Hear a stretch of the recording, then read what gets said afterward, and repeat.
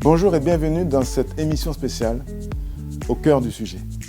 La loi de finances 2018 porte actuellement dans son dispositif une loi qui pourrait être destructrice pour l'activité de l'immobilier neuf défiscalisant. Et ce, dans un contexte où les professionnels n'ont jamais été informés dans l'exposé des motifs de cette disposition. Alors, ces professionnels qui sont vent debout contre ce texte se sont mobilisés pour porter la contradiction. C'est dans ce contexte que nous avons souhaité réaliser une table ronde avec les acteurs reconnus de la profession, que sont donc Jean-Marc Torelion, nouveau président de la FNAIM, Jean-Jacques Olivier, président de l'Anacofi, IMO, et Gilles de Robien, ancien ministre de Jacques Chirac. Nous sommes au cœur du sujet, réunis en table ronde pour traiter d'un sujet dont un magazine célèbre a qualifié donc d'amendement scélérat, avec des guillemets. Et pour en parler, je vais demander, pour introduire ce sujet, à Jean-Jacques Olivier, président de l'Anacofi IMO, représentant une force importante, de nous planter le décor, exprimer très clairement ce qu'est ce texte. Mais l'article 68, qui est donc passé un amendement sur la loi de finances 2018, amené par M. Albéric de Montgolfier, M. le sénateur, a pour objectif de lutter contre les abus dans le cadre des ventes en défiscalisation, les ventes Pinel. Et cet article est motivé sur le fait que des rémunérations de distributeurs seraient trop élevées et viendraient finalement détourner les dépenses de l'État, c'est-à-dire l'avantage fiscal qui est concédé aux particuliers, au profit de ces commercialisateurs. Donc l'objectif, c'est de dire, en luttant contre les abus, pour lutter contre les abus, ces abus-là, il faut plafonner la rémunération des commercialisateurs. Merci infiniment. Monsieur Jean-Marc Torelion, d'abord, merci infiniment de me recevoir dans les locaux de la FNAIM. Vous aviez été informé de ces travaux dans l'exposé des motifs? Vous pensiez que vous étiez informé de cette disposition? Non, absolument pas. C'est une disposition qu'on n'a pas vue venir, qui est apparue soudainement. Nous, on en a été informés le 18 décembre. Elle a été votée le 21 décembre, sans aucune concertation d'ailleurs, parce que le Conseil national de la transaction et de la gestion immobilière aurait dû être consulté en la matière, puisque ça affectait directement l'exercice de notre profession, ce qui est l'objet même de la compétence du CNTGI. Donc, aucune concertation, aucune explication, et honnêtement, pour nous, de surcroît au regard même de la couleur politique d'Albéric de Montgolfier, une incompréhension. On a la chance d'avoir un ancien ministre ici, qui connaît bien le sujet, puisqu'il a été porteur également d'un dispositif qui a fait florès, qui a fonctionné. Que pensez-vous de ce dispositif Sur le plan général, moi, je trouve qu'on peut avoir les meilleures intentions du monde et se planter quand il s'agit de passer un texte législatif qui va avoir des effets qu'on n'a pas calculés. Et donc, la première réflexion, je dirais qu'avant tout, quand on passe à un amendement qui a été, c'est vrai, qualifié de scélérat, auparavant, il faut en discuter avec les professionnels, ceux qui savent. Ce n'est pas forcément les parlementaires. Les parlementaires sont là aussi pour apprendre. Et donc, avec ceux qui savent et ceux qui peuvent vous dire si ça va avoir un effet bénéfique sur les prix, si ça va contenir l'inflation, le cas échéant, si ça va faire vendre davantage de logements ou au contraire, si ça va réduire le nombre de logements. Et donc, la première chose, c'est, oui, on a une bonne intention. Est-ce que ça va se traduire dans les faits par quelque chose de bénéfique pour l'intérêt général? C'est la première réflexion. Pour reprendre le mot, on parle des faits. L'activité immobilière était très très bonne. Quels étaient les problèmes qui étaient soulevés? Justement, quand l'actualité immobilière est très très bonne, il ne faut pas casser des dispositifs qui marchent. On reproche souvent aux législateurs d'avoir des politiques qui varient d'une année à l'autre, ce qui fait que ceux qui déclinent ces politiques sont un peu perdus. Et donc on met 6 mois ou 1 an à s'adapter avant de comprendre le nouveau système, de l'appliquer, de le mettre sur le terrain, et à ce moment-là, il y a déjà un autre système qui est voté. Donc la première qualité d'un dispositif fiscal ou d'un dispositif réglementaire, quel qu'il soit, c'est sa durabilité. C'est-à-dire qu'il faut vraiment qu'une politique comme celle du logement, et encore plus celle du logement, qui est un grand paquebot, qui met du temps à se mettre en marche, qui met du temps à changer de direction le cas échéant, il faut qu'il dure des années de façon à ce que, compris par tout le monde, il soit naturellement décliné par tout le monde et qu'il produise ses effets le plus largement possible. Je m'adresse encore au ministre, mais j'ai la chance de vous avoir en face de nous, mais quelle est cette propension de l'État à toujours vouloir tout tripatouiller? Alors, si je peux me permettre, ce n'est pas l'État, c'est l'État dans sa globalité, c'est le Parlement. Hein, et dans le Parlement, c'est la Chambre haute, c'est le Sénat qui a pris cette initiative, ou un sénateur. Mais c'est vrai que globalement, ils sont un peu tous responsables. Parce qu'on sait que quand on discute d'un amendement au Sénat ou à l'Assemblée nationale, le gouvernement peut s'y opposer. Ou si le gouvernement s'y est opposé et que l'amendement est quand même voté, le gouvernement peut demander une seconde lecture ou faire un vote bloqué sur, tout ça est un peu technique, faire un vote bloqué sur l'ensemble de l'article de façon à en éliminer les scories. Et cet amendement, pour moi en tout cas, pour l'intérêt général, est un scorie. Est-ce qu'il est constitutionnel cet amendement, M. Jean-Marc Torillon? Est-ce qu'il est constitutionnel? On se pose la question effectivement de savoir si nous serions en mesure demain d'avoir une question préjudicielle de constitutionnalité. On y a réfléchi, en tout cas les services juridiques de la Fédération s'y sont penchés. À mon avis, non. Parce que finalement, il y a quand même un texte de base, qui est l'article L412 du Code du commerce, qui prévoit la liberté des prix. Et cette liberté des prix, on ne peut y revenir que si une situation concurrentielle n'est pas en place. On ne peut pas dire que dans le milieu de l'immobilier, il n'y ait pas un vrai secteur concurrentiel. Par ailleurs, quelle est cette idée que l'État, ou la puissance publique, appelons-la comme on veut, s'immisce finalement dans un rapport qui concerne deux professionnels? Mais il veut limiter les abus. Il y a des abus dans le secteur. Deux professionnels. C'est-à-dire un producteur, un promoteur, et puis la chaîne de commercialisation. C'est assez curieux quand même. Avec un objectif affiché, soi-disant, de baisse des prix finalement, ou en tout cas un effet sur les prix. Moi je crois qu'il y a un vrai problème de constitutionnalité, et puis je pense aussi que le fait que le CNTJ, encore une fois, n'ait pas été consulté, posera un problème même de légalité du décret. Vous pouvez décrire le sigle CNTJ? Bien sûr, c'est le Conseil national de la transaction et de la gestion immobilière qui est issu de la loi Allure de mars 2014 et qui réunit en son sein associations de consommateurs et professionnels de l'immobilier et qui a vocation à traiter de tous les textes qui impactent, pour l'instant en tout cas parce que nous sommes sous une volonté de réforme, que nous contestons d'ailleurs, et qui a vocation à traiter tous les textes qui impactent l'exercice de notre profession, mais aussi d'une façon générale le logement.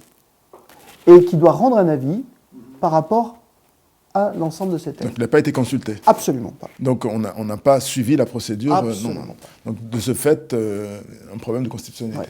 Ouais. Alors je rajouterai, le CNTJ n'a pas été consulté, mais en même temps, il n'y a pas eu débat. Quand on regarde le résumé de ce qui s'est passé au Sénat, M. Albéric de Montgolfier a évoqué pourquoi il proposait cet amendement et il a été voté dans la foulée. Il n'y a eu aucun débat, même entre les parlementaires. Moi, je voudrais revenir sur le cœur du sujet. Le cœur du sujet tel qu'il est évoqué, c'est lutter contre les abus. Sur ce sujet-là, je pense que tout le monde ne peut être que d'accord. Donc ce n'est pas un problème de thème, c'est un problème de moyens. Alors, est-ce qu'on peut déterminer ce que peut être un abus pour nos téléspectateurs qui Alors, je l'ai dit tout à l'heure en introduction, c'est-à-dire que l'abus, ce serait de payer finalement une distribution qui serait trop élevée. Mais, une fois de plus, s'il y a de l'abus, quel est l'abus ? Comment on peut identifier cet abus? Parce que je rappelle que le Pinel, globalement, a à peu près entre 1 an et demi, 2 ans d'existence, que la production d'un immeuble, c'est à peu près 1 an et demi. On va préciser pour nos téléspectateurs, encore une fois, qui sont béotiens, que le Pinel, c'est un dispositif fiscal qui permet aux investisseurs d'acquérir avec un avantage fiscal, une incitation. Voilà, donc ce dispositif est jeune et aujourd'hui, nous avons les premiers immeubles qui vont être construits avec la possibilité de défiscaliser dans le cadre d'un Pinel. Je ne vois pas comment on peut mesurer des abus. Donc déjà, il faut pouvoir mesurer ces abus. Mais après, la vraie question, c'est de se dire, est-ce qu'en diminuant, je dirais, le coût de rémunération d'une force de distribution, je vais finalement impacter le prix de vente, parce que c'est le vrai sujet. S'il y a un abus, et si la lutte contre l'abus, c'est de diminuer la rémunération d'un distributeur, ça veut dire que l'effet immédiat, c'est baisser le prix de vente. Objectivement, Donc on je pourra ne le pense après- pas. Et je pense que c'est ça le vrai débat. On pourra prendre un exemple, après, pour illustrer ces propos. On va dire Monsieur et Madame France, qui ont en face d'eux un commercialisateur qui s'appellerait Europe Finance, par exemple. Excusez-moi si Europe Finance existe. Mais aujourd'hui, Monsieur et Madame France acquièrent un bien de 200 000 euros. On passe sur la défiscalisation, mais le coût d'investissement, c'est 200 000 euros. Est-ce qu'avec le nouveau dispositif, demain, donc 2019, cet investissement reviendrait à l'investisseur à 190 000 euros? Il l'achètera au même prix, je vais vous expliquer pourquoi. Parce qu'un promoteur, quand il lance une opération immobilière, et il a financièrement l'obligation de sortir vite de cette opération, c'est-à-dire de l'écouler rapidement, il a face à lui plusieurs canaux de distribution. Et ces canaux, comme dans tout métier, ont des coûts différents. Alors il peut, pour donner des exemples concrets, il peut dire, voilà, moi j'ai ma bulle de vente et je vends en direct. Et quand je vends en direct, je provisionne un coût de 5%. Je vais m'adresser à des réseaux bancaires, je vais provisionner un coût de 7-8%. Je vais m'adresser à des plateformes qui sont très structurées, très efficaces, qui ont des outils, et je vais, par exemple, les rémunérer à 10%. Sauf que le consommateur, quand il achète un appartement, qui rentre par un canal ou un autre canal, il paye le même prix. C'est-à-dire que finalement, il y a une péréquation qui se fait et il y a une sorte de rémunération moyenne. Alors, si je comprends bien ce que vous dites, 2018, Monsieur et Madame France acquièrent un bien immobilier défiscalisant 200 000 euros. 2020 ou 2019, hors inflation, ils l'achèteront au même prix. Mais bien sûr. Le dispositif soit passé ou pas, Monsieur Mais bien sûr, il faut bien comprendre qu'un promoteur aujourd'hui, comme le soulignait Jean-Jacques, a différents canaux. Il ne va pas individualiser le prix en fonction du canal. Il va en réalité avoir un prix global qui va tenir compte de ses choix initiaux de commercialisation et qui peuvent être multicanal. À lui d'apprécier le coût de cette commercialisation et à lui en réalité de jouer sur des curseurs. Parce que les plateformes très efficaces que citait Jean-Jacques, elles ont une vocation, c'est aussi de faire une pré-commercialisation rapide qui permet d'obtenir le financement et de commencer l'opération. Et donc aujourd'hui, vouloir figer ces rémunérations-là, sans compter que les conjonctures peuvent changer, et donc on peut avoir des besoins différents, c'est un non-sens économique. Et penser un instant que diminuer ces coûts-là va avantager le client final, absolument pas. C'est une marge qui sera au mieux, qui sera réintégrée et qui, en réalité, en plus, il faut laisser la liberté au promoteur de choisir son canal de distribution et d'attribuer et d'avoir des allotements. Donc, encore une fois, on voit bien que c'est un amendement qui a été pris sans connaissance exacte de la filière de commercialisation de l'immobilier en France, qui est sûre, qui fonctionne plutôt bien et qui aujourd'hui joue un rôle important dans la confiance qu'ont les consommateurs dans l'acquisition de logements neufs. Parce que l'agent immobilier a son rôle traditionnel, c'est un local, il joue son rôle territorial. Mais une plateforme ou un conseil en gestion de patrimoine, il a un rôle d'accompagnement global sur une gestion patrimoniale. Ce coût-là, il faut bien aussi en tenir compte. Non, moi j'ajoute que d'un point de vue général, c'est pour ça que la Fédération nationale de l'immobilier s'opposera de toutes ses forces à cette disposition, c'est que c'est un formidable retour en arrière. On revient vers une administration des prix, un blocage des prix du service, ce qu'on a connu il y a 30 ans. Ce n'est plus admissible dans une économie moderne. Est-ce qu'on veut tuer les corps intermédiaires professionnels? En tout cas, avec cette mesure-là, on les décourage. Et pour répondre à votre question, il n'y a pas eu d'expertise, puisque vous voyez, on ne sait pas, ça va augmenter les prix, ça ne va pas augmenter les prix. Mais supposez que ça augmente les prix. Ça va donc décourager l'acquéreur d'acheter. Ce n'est pas bon pour le logement. Supposez que ça n'augmente pas les prix.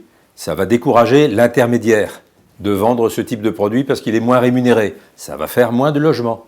Donc dans tous les cas, c'est néfaste pour l'économie française, c'est néfaste pour l'emploi et c'est néfaste pour les gens qui ont besoin de logements. C'est l'intérêt général que cherche à défendre le législateur, n'est-ce pas?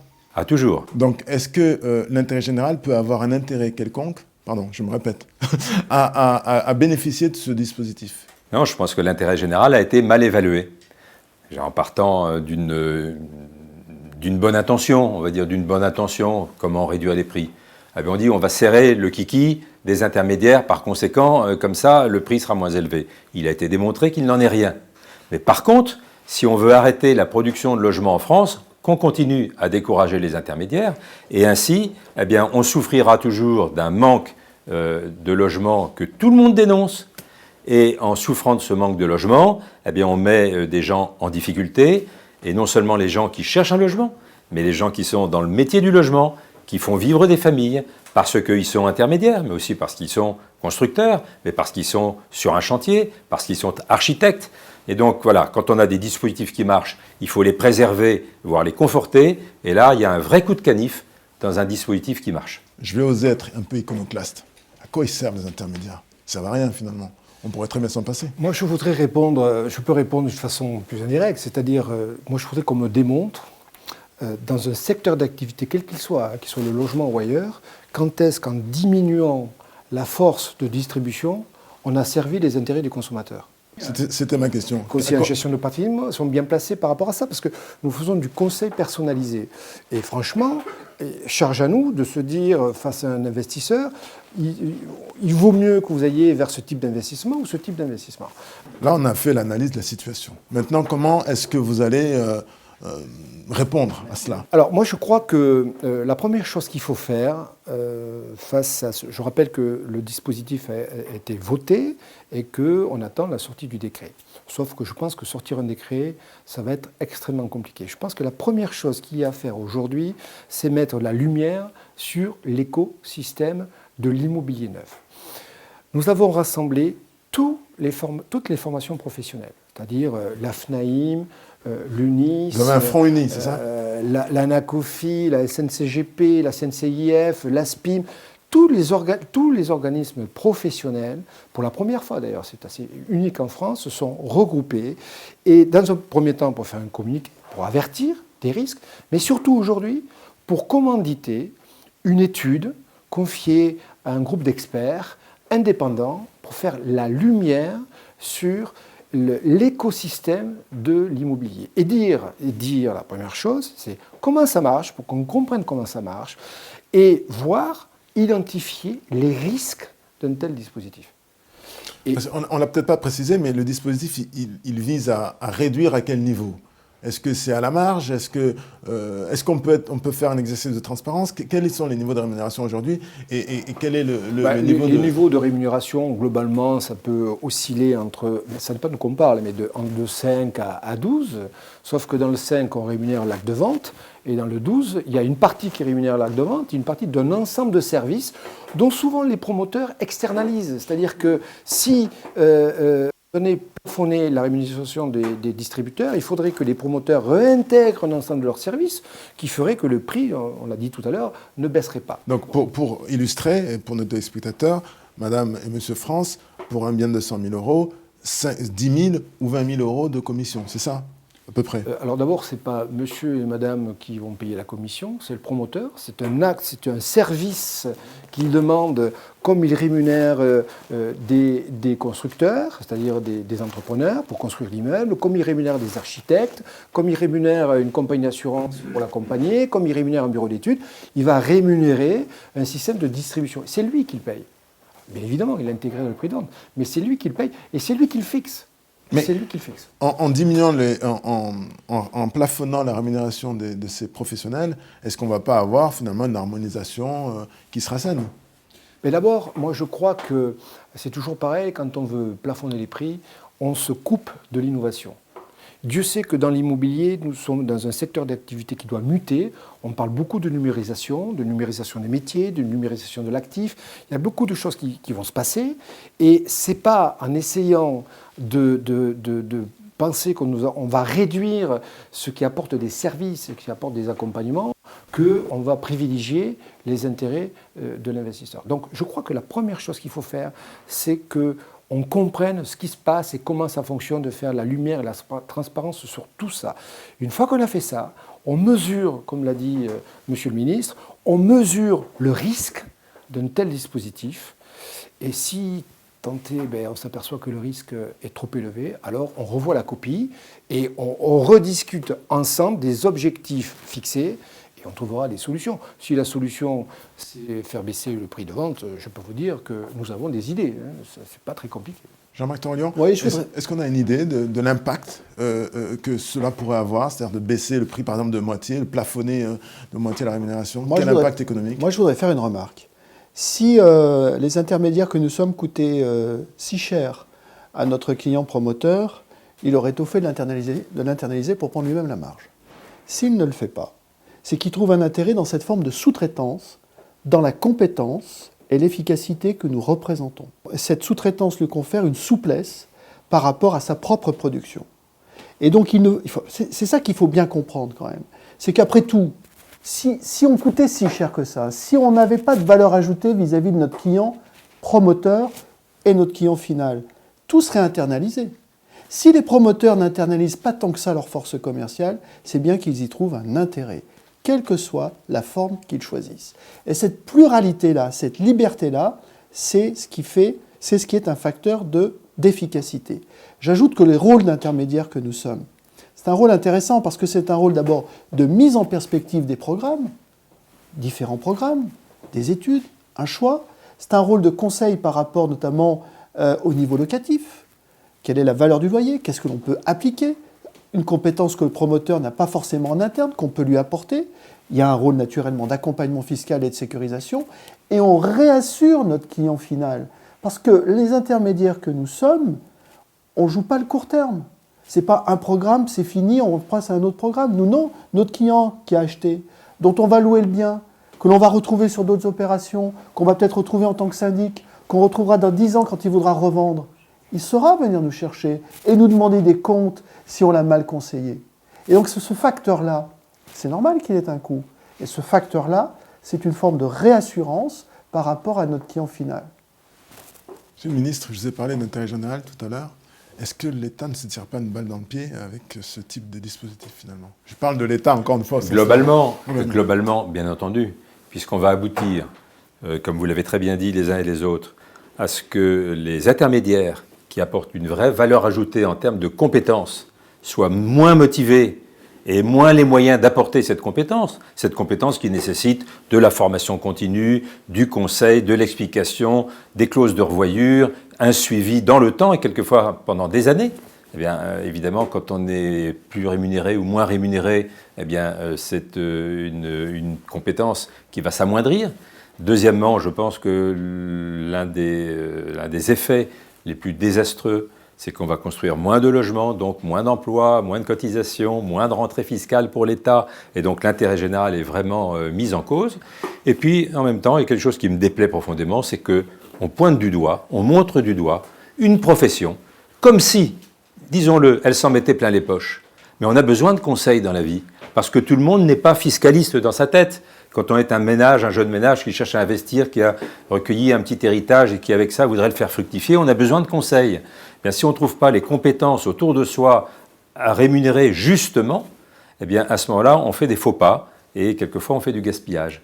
Donc, c'est un peu tout cela à la fois qui est mis en cause par cet amendement qui peut être, à mon avis, revu. Ce qu'une loi a fait, une autre loi peut le défaire.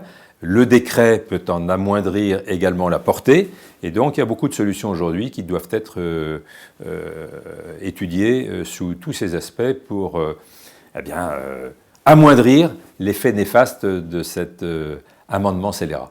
Merci infiniment. Vous avez envie de leur tenir la plume, monsieur Jean-Marc Torlion? Je ne veux pas leur tenir la plume, parce que ce décret, je n'en veux pas.